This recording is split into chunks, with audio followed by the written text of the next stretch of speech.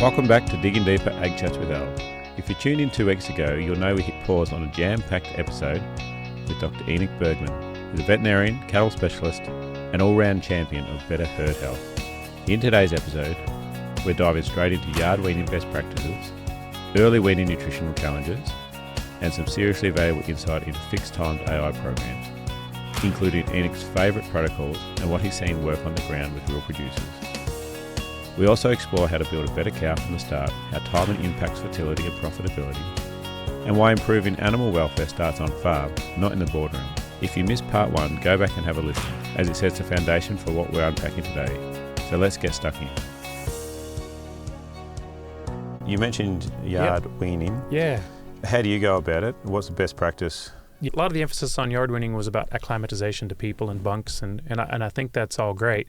A caveat that I've got for people is don't get the stocking density too high. I think I've seen the emergence of unexpected disease with a couple of my clients that are yard weaning, and as they got more cows, they're a bit more crowded. Yeah. And we already started seeing some of the syndromes that we see at the feedlot. We were seeing them in the calves. But essentially, I want to try to get them off their mothers. Try to, if you can, keep the mothers close. That kind of tends to quieten them down a little bit. Get them some time together, and when they start getting quiet, then I want to get them out in the paddock. And when I talk to my guys that procure cattle, I say, try to see if you can get them where they've had 4 weeks when they were weaned before you procure them into the feedlot. Now, there's a lot of producers out there that either don't have the facilities or don't have the feedstuffs to run those cattle, and so that's why they put them straight on a truck, or they only want to keep them for a week or what have you. But the evidence seems to be that if we can keep them longer from the point of weaning, that we're going to get a better outcome, and I think it's worth doing. And I'd love to see more cooperation between producers and lot feeders and via the agent or however of communicating that value proposition to the feedlotter to look after the cow-calf guy for preparing those animals for the feedlot, because the performance of the feedlot is dictated mostly by what the cow-calf producer does. And so there are good vaccines out there as well. Like in a beautifully perfect world, I'd love to see the vaccinations occur while they're still on their mum prior to weaning, but that for a lot of people's would be difficult logistically. So because you got vaccination versus immunization. So vaccinating is to give something an antigen, cause an immune response. Immunization is the immune system responding to that. So if you vaccinate an animal under stress, you're going to get a reduced impact. So if you got animals that got weaned straight onto a truck, go to a sale yard, go to a feedlot, and the feedlot out of desperation is giving them RhinoGuard and maybe Bovishield MH1 at arrival, they're kind of already stressed, already potentially succumbing to IBR or what have you. You're not going to get as good of an immune response as if we can do it in a more quiet, sedate, peaceful sort of environment. So if you kind of keep that in the back of your head, like the either MH plus IBR, say, one dose at weaning and another dose 4 weeks later before they go, or RhinoGuard and a Bovishield MH1, which is a single off dose. Maybe wean them, wait 2 weeks, give them a Bovishield and a RhinoGuard 2 weeks later, and then 2 weeks later they're heading off. That way they've got the immune response has responded. I guess work with the feedlots that you're supplying with. Work with your local veterinarian.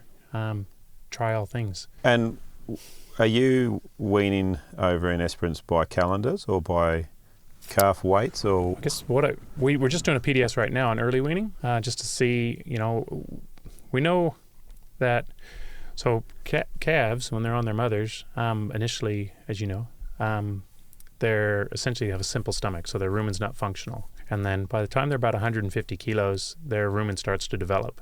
And then once their rumen's developed, a lot of that milk gets squandered. So about half of it gets wasted. So it's inefficient to try to get a cow to produce milk to feed a calf that it's not going to be able to do anything with. I read some of your numbers in your slideshow I found, and it's actually quite staggering. Yeah. The difference of energy requirement just for the cow to produce that milk. And when you translate it back to the grass. But then the caveat to that is that whilst that's true, you have to have your production system geared around that sort of model. If you're going to wean really early like that, I think you have to have a plan for those calves. And calves require more protein than cows. So classic in Esperance, got Kaikia paddocks, and in the summertime, the protein's quite low. The cows will maintain okay. Yeah. Maybe even gain weight, but the calves just won't go forward once they're off their mothers, and so then you end up where if you can't continue to put condition and weight on your calves, then you've kind of painted yourself into a corner, and then you got a bunch of fat cows because you weaned early. Yeah. You kind of got to gear the system, I think, whether that's about integrating forage, whether that's creep feeding before weaning, and then transitioning those calves onto lick feeders or pellets or what have you. But we're still exploring that. So in the PDS that we've just done, we found that we just weren't able to keep those calves that were taken off their mothers moving forward. We saw substantial differences, visual differences, and weight differences in the mothers that had the calves pulled off of them, but we still haven't been able to work out, what did we gain versus what did we lose. And for guys that tended to not background their calves, they didn't get an opportunity to pick up that weight loss difference. They didn't get a chance to compensate for it. We're going to shift gears a little bit. You mentioned a few times about AI. Yeah. Just last year, completed a fixed time AI demonstration here. Oh, sweet. With some young Angus heifers. First time I've ever done it.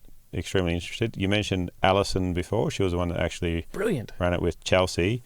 Learnt a lot, but it's so much more complicated than first meets the eye.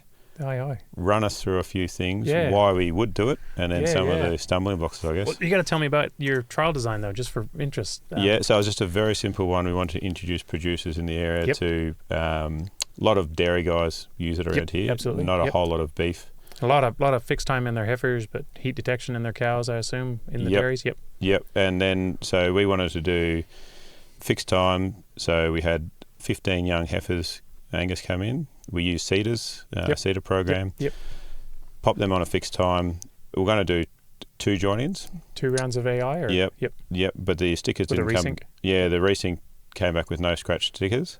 Okay, yep. So we didn't go back in. Yep. And we've only had about a 55% join-in. So the local technician said either something's gone really, really well, which he didn't assume, or we're going to see that sort of result. So we used to do a lot of 2-round programs, and that was my frustration with it. Was the on the resyncs where you're using heat detection as a trigger to AI them again, there are some animals that just won't represent. Yeah. And so that used to, and my goal is to get as many pregnancies as I can as early as I can. So then those animals, if you're going to back them up, those animals that don't come back on heat the second time, assuming you're going to put a backup bull in, now they're delayed another 3 weeks. Yeah. So I've kind of tried to encourage my producers to join more heifers and just stick with 1 round, and then back them up with bulls. Or I'll do another program where I'll AI them, and then we'll start another program where we'll put a device in, and then when we pull the device, we'll preg test. Yeah. And if they're empty, they'll get a shot of prostaglandin, and if they're pregnant, they won't get the prostaglandin, obviously, because that would have knocked the first baby out. As another method, they do that a lot in South America, and they'll go pretty early, like around 35 days or even earlier, 30 days, what have you. And there are some blood tests that you can use that are they're reasonably specific, but they're sensitive. Sorry, they're sensitive, but they're not exceptionally specific. But I think it'll catch most of. You shouldn't knock out any pregnancies with that blood test. As another, it's called the Alertus system. So I did a bit of modeling on that and presented it at the Wagyu conference. But going back to my own story, as far as the synchronization programs, there's a lot of different protocols, and people often ask, like, what's the best program? You can almost find lit on any particular program showing a better result if you look at any individual program. But the one that I've kind of grown to like a fair bit is, and I call it the Warrnable protocol. The Warrnable? Yeah, and it's not actually called the Warrnable protocol, but that's just what I call it, because John Kelly from Warrnable gave it to me, and it's pretty common down here. And it was kind of built around dairymen, so that there was no work on the weekends, starting on a Friday. So it's an insert on the Friday or any day of the week, and of the device, and then I'll give them a shot of estradiol. Now, if you're EU accredited, you can't use estradiol, but over in WA, it's not really much of an issue. So put a progesterone cedar or Q-mate or DIB, whatever your product is, put that in and give it a shot of estradiol. And what estradiol does is it's very good at resetting the follicular wave. So what does that mean? Well, the cow's ovaries, there's 2 of them, and they go through, about every 7 days, they go through a follicular wave. And what that means is that all these little tiny follicles. So just like humans, cows are born with all their eggs in one basket, right? And every 7 days, they get all these little blisters in their ovaries, a whole bunch of them, and they all start kind of developing along together. And when there's progesterone in the way, what happens is that then they regress, and then they'll come up again another 7 days, and then they'll regress, and then prostaglandin is released by the cow. The CL goes away.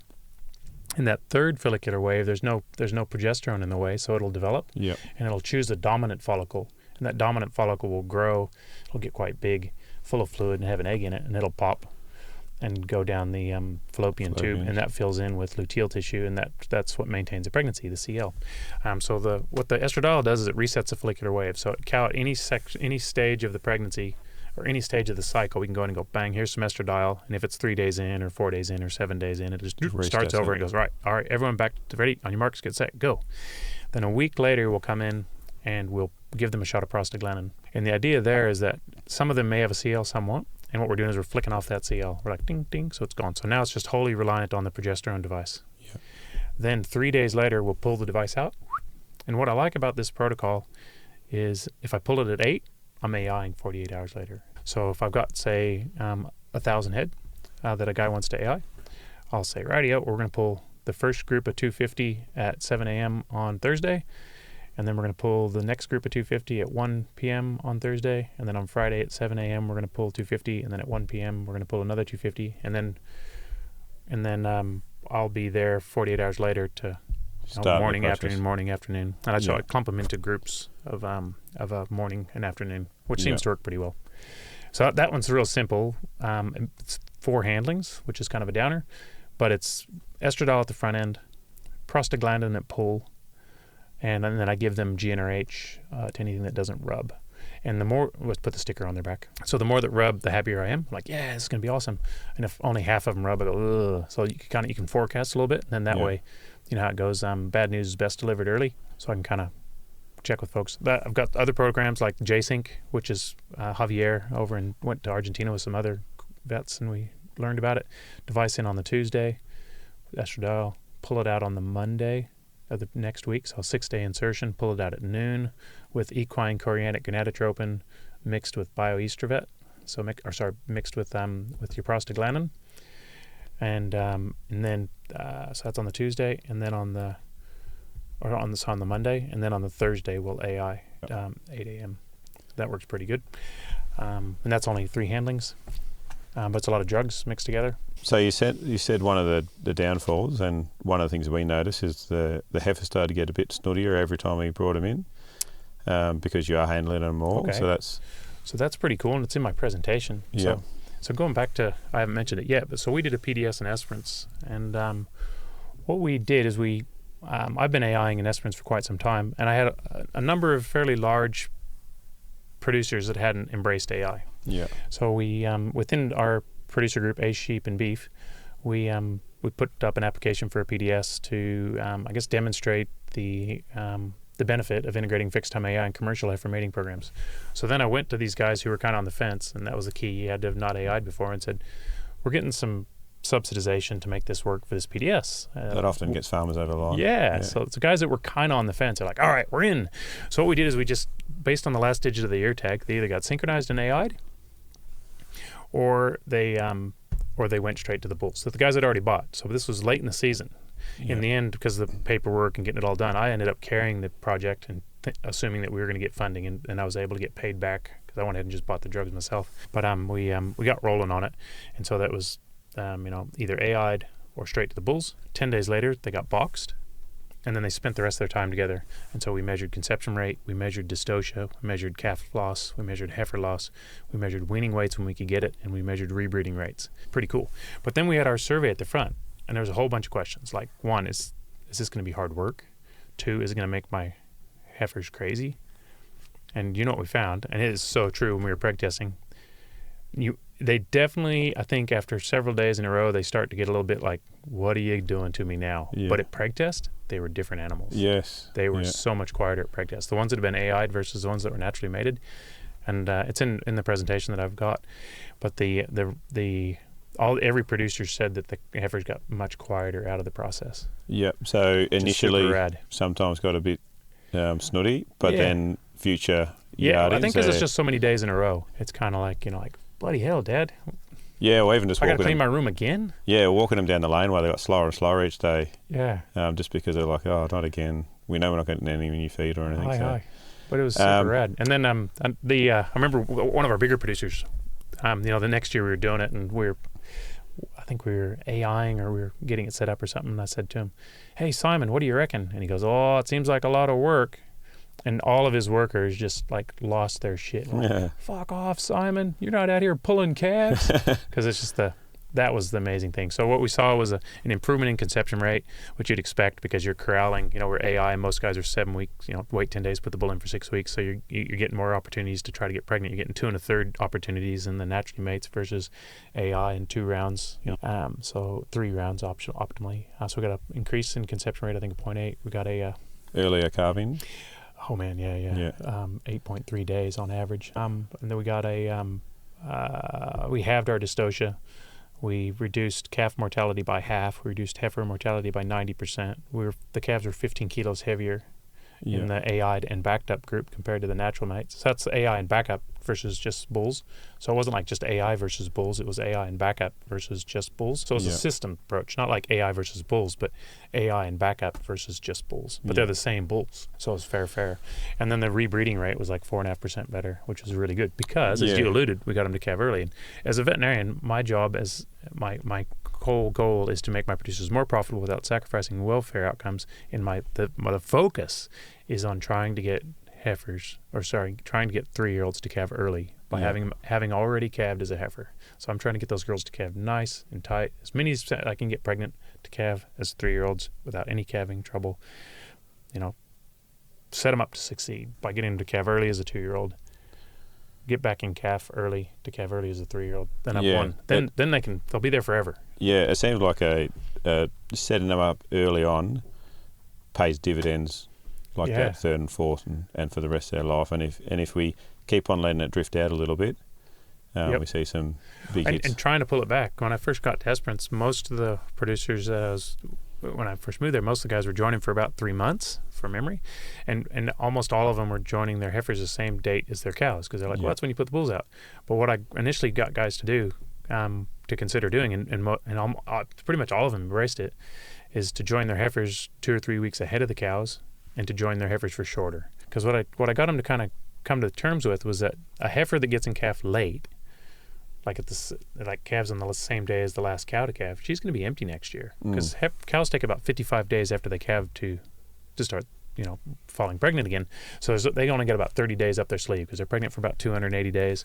It takes 55 days, 365 days in a year. So they've only got 30 days up their sleeve. So the other way of putting it is only the girls that calve in the first 30 days are cycling when the bull goes in. And then they'll start coming on, and that's why we get 90%.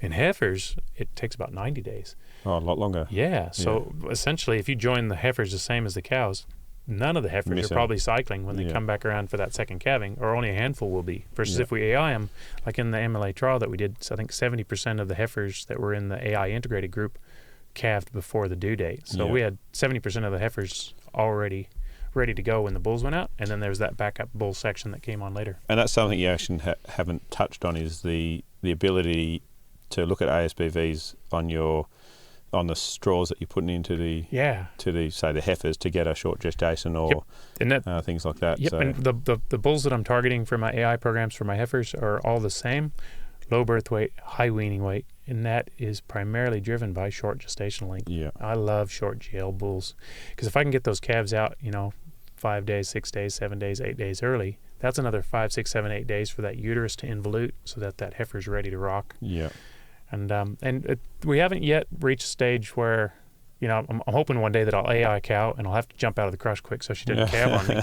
But I don't think we've hit the wall yet on going too early, because the bulls that I'm targeting, because they're high weaning weight, they're often pretty substantial calves when they're born. But their birth weights are on breed plan are probably like between 0 and 3. Yeah, it's super cool. I love it. Yeah, it's rad.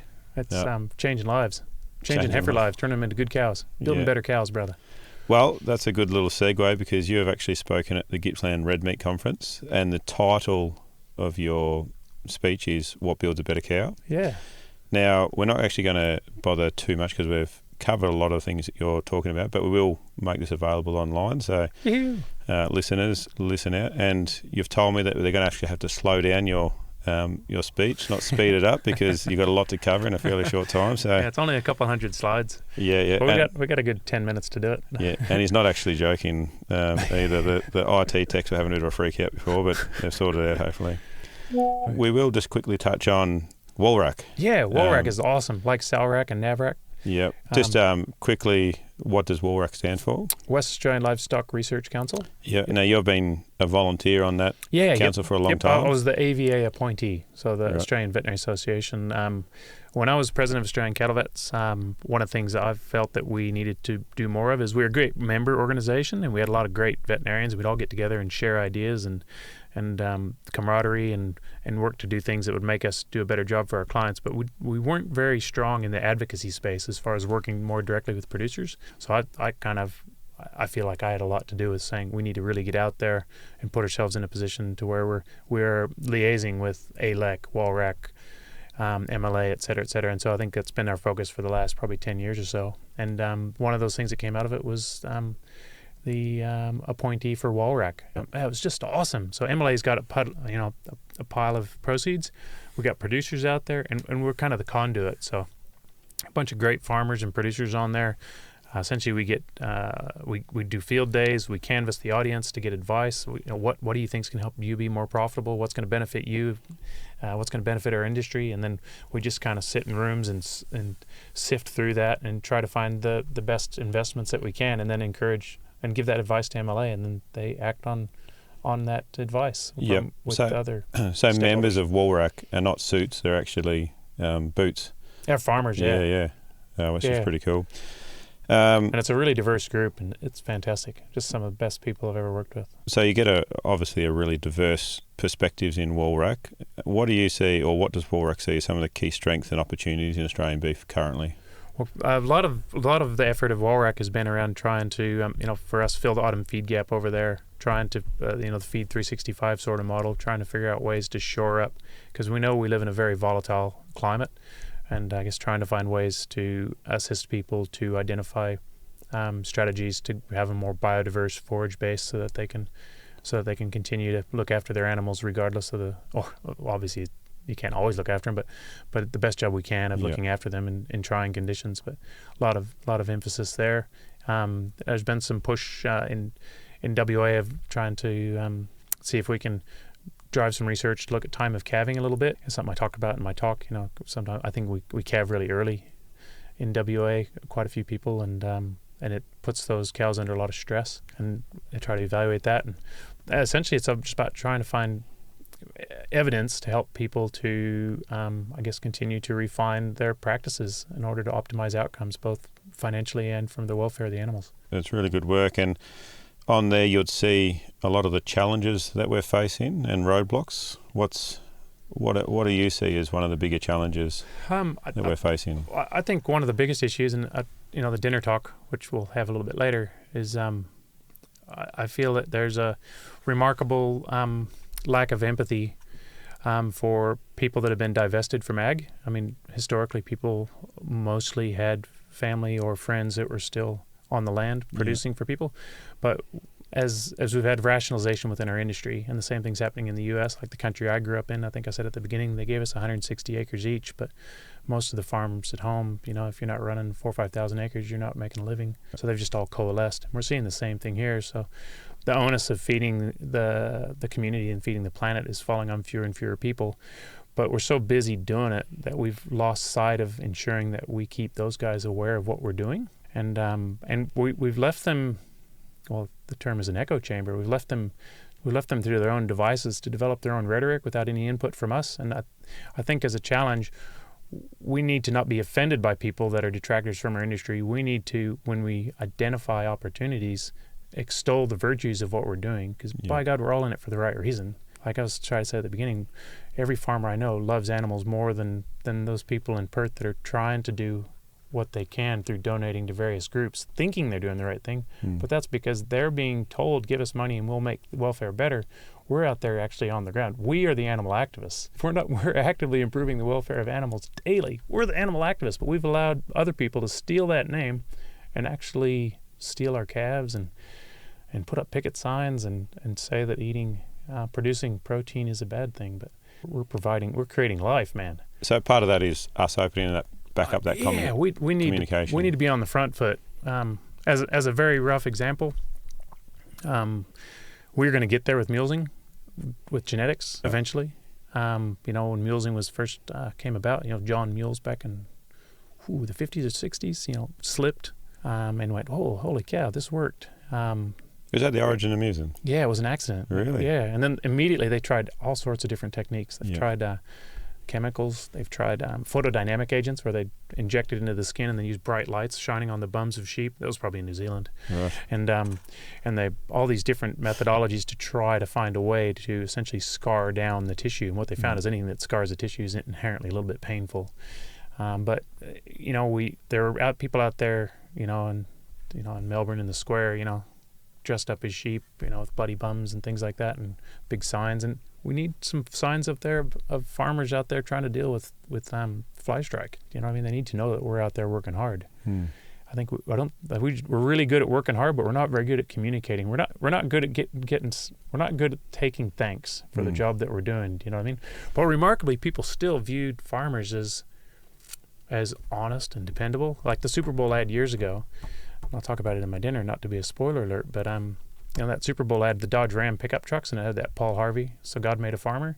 And you sit there and it's got So God Made a Farmer. And it just talks about farmers and how they grow up and how they look after livestock and how they look after their family. And they they got all these Dodge Ram pickups occasionally showing up in the images. Most of it's guy plowing a field or someone catching a colt or something. And they paid a shitload of money for that spot. And you're like, why did they do that? Did they talk about the horsepower of that Cummins? Nah. They talk about the leather seats and they talk about the air conditioner and what a ripper it is and the beautiful Allison rip-off transmission. Nah. They just talked about farmers. Why is that? Well, because people still believe, and it's true, that we're hardworking and dependable. And that's what they want to be associated with. We've lost sight of that because we listen to the 2%ers. And then when you sit on a plane and someone sits down next to you and says, I'm a vegan, and you're a farmer, and you're the devil. I just go, oh, wow. I'm pretty lucky, actually, because being a veterinarian, they're like, hey, you're a veterinarian, I love animals. Well, me too. Yeah. They go, oh, look, I don't eat meat at all. And I go, yeah, I really struggle to eat wheat products, because monoculture by definition excludes biodiversity. And I just love animals way too much not to eat beef. What? Yeah. It's challenging, but I think there's positive people out there making good waves at the minute. Yeah, have you seen the Peterson brothers in the U.S. that did all those? They did all the video. They changed the lyrics of different songs. Yes, yeah. Stuff like that. I feel the pendulum swinging in a big way. Yeah. And it's all going to come back to us a bit. Big synthetic push a couple of years ago, but people are starting to go back to a bit more natural stuff, and part of that is what we do, which is good. Now we're going to wrap up the interview very quickly. One question we always ask at the very end is, we're always learning something, but what is something you have learned recently that surprised you? Oh, it's I was going to say that I was shocked to see that Australia had such a high stocking density down in these southern agricultural regions. It just completely surprised the heck out of me when I moved here. But something I learned recently that really surprised me, I was doing some work just reading up about sheep. You know where the world's largest population of sheep is? It's not Australia, I know that. Biggest exporter, but... It's China. Yes, yeah. Unbelievable, hey? Yeah. Hey, the other, you know where the world's largest cattle population is? Brazil. India. Yep. Because none of them die. That's it. Yeah. And if you look at the graphs in the U.S. of the production, the number of livestock in the U.S. has been declining steadily. But if you look at the number of tons of beef produced, it's steadily increasing. Bigger and heavier. Bigger, heavier, and die earlier. Yeah. What does that equal? Less methane production. There you go. Nice note to finish on. Yeah. Well, Enoch, thanks very much for coming in. Thanks, Hal. You're really good. Cheers. Time for a beer. All right, let's do it.